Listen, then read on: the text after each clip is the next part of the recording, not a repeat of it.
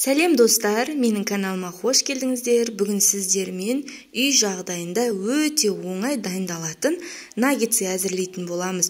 Осы видеоға лайк басып, каналға тіркеліп, қоңыраушаны басып қойыңыздар. Достар, наггетсдің жасалу жолы өте оңай. Менімен бірге әзірлеп көріңіздер. Үйде тек қана тауықтың төс еті болса жеткілікті. Дәмі өте керемет болады.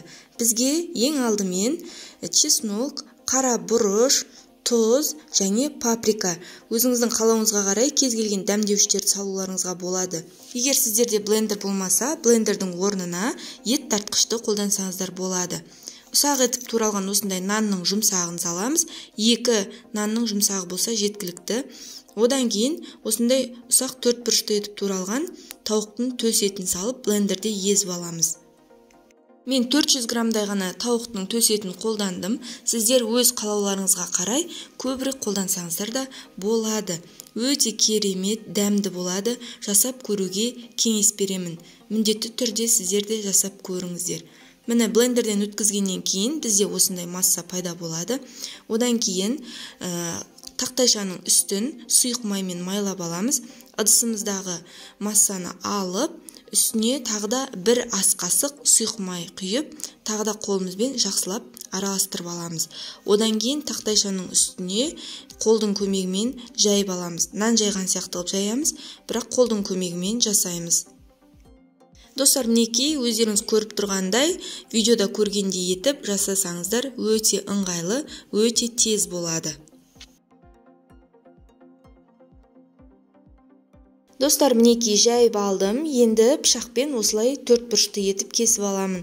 Егер сіздерде дөңгелек етіп жасағыларыңыз келсе, дөңгелек пішінмен кез келген стаканның түбімен жасап алсаңыздар болады, дөңгелекше етіп. Мен осылай 4 бұрышты етіп жасаған ыңғайлы, сол үшін осылай жасап алдым. Осылай 4 бұрышты етіп кесіп болғаннан кейін бізге жұмыртқа, ұн және панировочный сухари керек болады. Мінекей осындай 4 бұрышларды алып, ең бірінші ұнға аунатамыз, одан кейін жұмыртқаға малып аламыз, одан кейін ең соңынан панировочный сухариге аунатып, барлығын бірінші осылай жасап аламыз. Келесі наггетсыларды осылай жасаймыз. Бірінші ұнға, одан кейін жұмыртқа, одан кейін панировочный сухариге. Достар, байқап отырсаңыздар, жасалу жолы өте оңай. Сіздерге де жасап көруге кеңес беремін. Міндетті түрде жасаңыздар. Осы видеоға лайк басып, каналға тіркеліп, қоңыраушаны басып қойыңыздар. Менің каналымнан өзге де рецепттерді ең бірінші болып көретін боласыздар.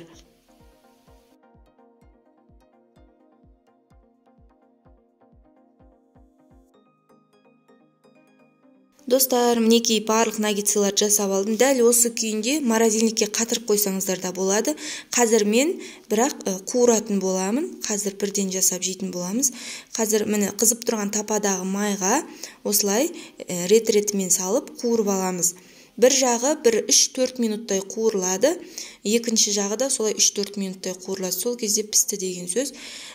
Қатты қыздырып алғаннан кейін газдың астын ақырын отқа қойып қойсаңыздар болады. Достар, сіздерге де жасап көруге кеңес беремін.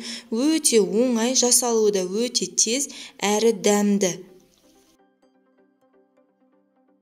Достар, мінекей біздің наггетсыларымыз дайын. Міндетті түрде сіздерде жасап көріңіздер. Кез келген соуспен ұсынуға болады. Менде орегано қосылған соуспен ұсындым. Немесе кетчуппен ұсынсаңыздар да болады. Ақ соуспен ұсынсаңыздар да болады. Өз қалауларыңызға қарай кез келген дәмді соуспен ұсынуға болады. Өте дәмді. Сіздер де жасап көріңіздер. Достар, қараңыздаршы, 400 грамм тауықтың төс етінен осыншама наггетс шықты. Сіздер де жасап көріңіздер. Үй жағдайында жасаған өте ыңғайлы, өте керемет. Келесі рецепттерді жіберіп алмас үшін менің каналыма тіркеліп, осы видеоға лайк басып қойыңыздар. Келесі рецепттерді менің каналымнан күтіңіздер.